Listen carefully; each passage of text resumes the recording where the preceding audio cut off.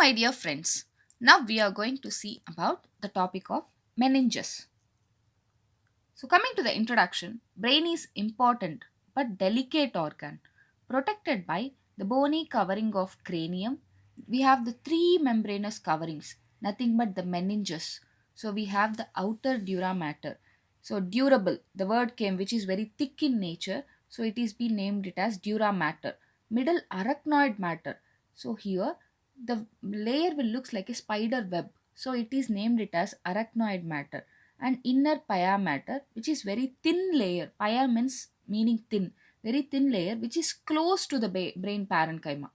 So which is been lining along with the gyri and sulci of the brain. So we have the dura matter, arachnoid matter and pia matter. In between the arachnoid matter and pia matter we have a space which we call it as subarachnoid space. So CSF fills the space between the arachnoid and pia matter, nothing but subarachnoid space, and acts as a water cushion. So coming to the picture of meninges and CSF, so this is the brain parenchyma and above this we have the meninges. Above this meninges we have the cranium, which is the bony part, and above this we have the scalp, hair, etc. So we have the skull bone, dura mater, arachnoid matter, pia matter, and we have the blood vessels, and this is the brain parenchyma.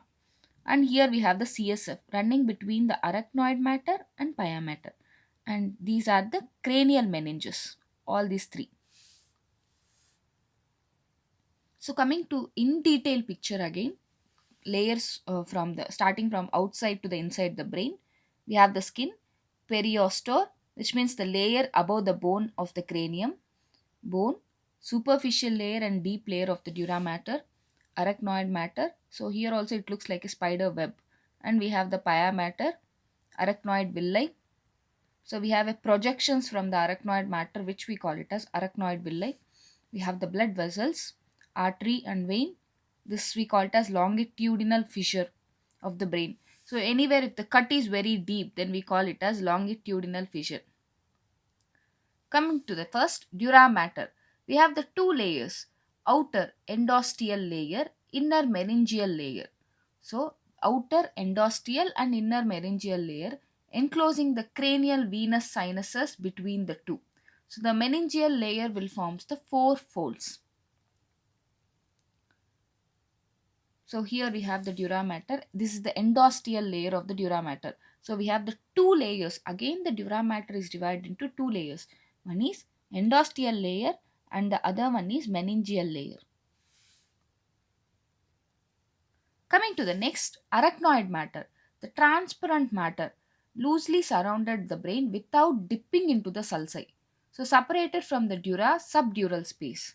So we have the space between the dura mater and arachnoid matter, which we call it as subdural space, but the very important space is subarachnoid space.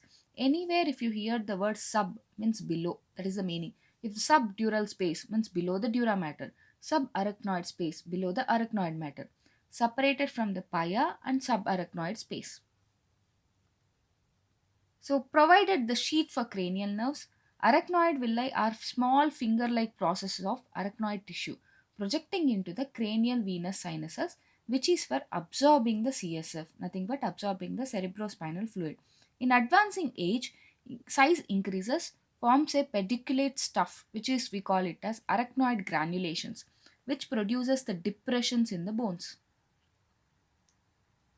And here we have the arachnoid granulations which will absorb the CSF. So these are the dura venous sinus, and this is the CSF in the arachnoid space. So this is the arachnoid space, subarachnoid space. So we have the CSF in the subarachnoid space. Pia mater is a very thin vascular membrane dipping into the various sulci and irregularities of the bone. So this is the pia mater.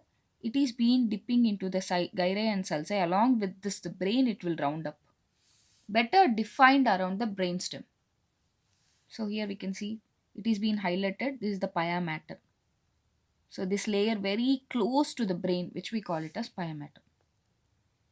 Provides the sheath for the cranial nerves. Provides the perivascular sheaths, means above the blood vessels also it provides the sheaths folds of pia matter enclosing a tuft of capillaries, which we call it as thylakochordae, forms the choroid plexus.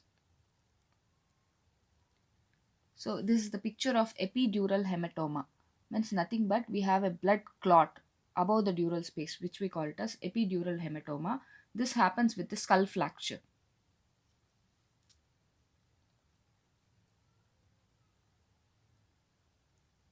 And this is the subarachnoid space in which we have the CSF. Coming to the subarachnoid space, the space between the arachnoid and pia mater. It is transversed by a network of arachnoid trabeculae, which gives a sponge-like appearance. So this we call it as arachnoid trabeculae. So a sponge-like appearance will be there. Surrounds the brain and spinal cord, ends till the lower border of S2.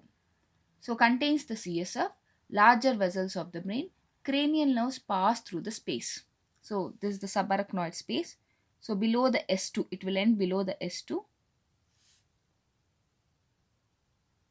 At the base of the brain and around the brainstem, it forms an intercommunicating pools, which we call it as cisterns. So arterial pulsations forces the CSF from cistern on the surface of hemispheres, forms the cushions around the medulla.